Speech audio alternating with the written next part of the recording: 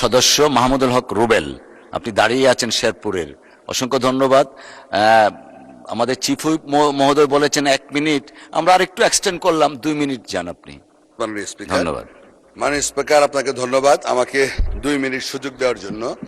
মাননীয় স্পিকার, আমি প্রথমে কৃতজ্ঞতা প্রকাশ করি মহান রাব্বুল আলামিনকে, যে উনি অনেক প্রতিকূলতার মধ্যে, অনেক আলোচনা সমালোচনার মধ্যে আমার এই নির্বাচনে জয়লাভ করার সুযোগ দিয়েছেন। আমি প্রথমেই কৃতজ্ঞতা প্রকাশ করি আমাদের প্রিয় নেতা, আজকের মাননীয় প্রধানমন্ত্রী জনাব তারেক রহমান সাহেবকে।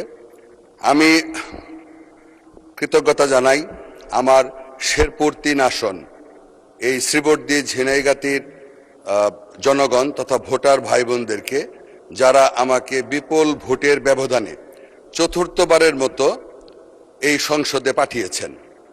মাননীয় স্পিকার, আমার শেরপুর জেলাটা অত্যন্ত অবহেলিত। বিশেষ করে আমার আসনটি গারো পাহাড়ের পাদদেশে অবস্থিত।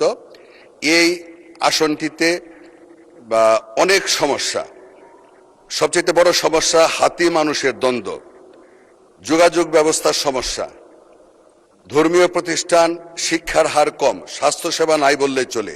এই সমস্ত সমস্যাগুলি সমাধান করার জন্য আমি মাননীয় প্রধানমন্ত্রী এবং সেই সঙ্গে আমি মাননীয় মন্ত্রী পরিষদের সম্মানিত সদস্যবৃন্দের প্রতি অনুরোধ রাখব যেন আমার আসনটির প্রতি সুনজর রাখেন।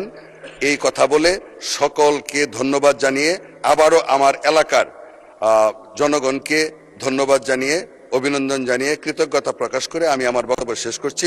আপনাকে ধন্যবাদ। আসসালামু আলাইকুম। ধন্যবাদ মাননীয় সদস্য। গারো পাহাড়ের পাদদেশে আমাদের কনস্টিটিউয়েন্সিটা, ওখানেও হাতির আক্রমণ হয়, টর্চ লাইট কিনে দিতে হয়েছে। তো আশা করছি আপনার এই বক্তব্য যেটা রেখেছেন মহান সংসদ সেটাকে অ্যাড্রেস করবে।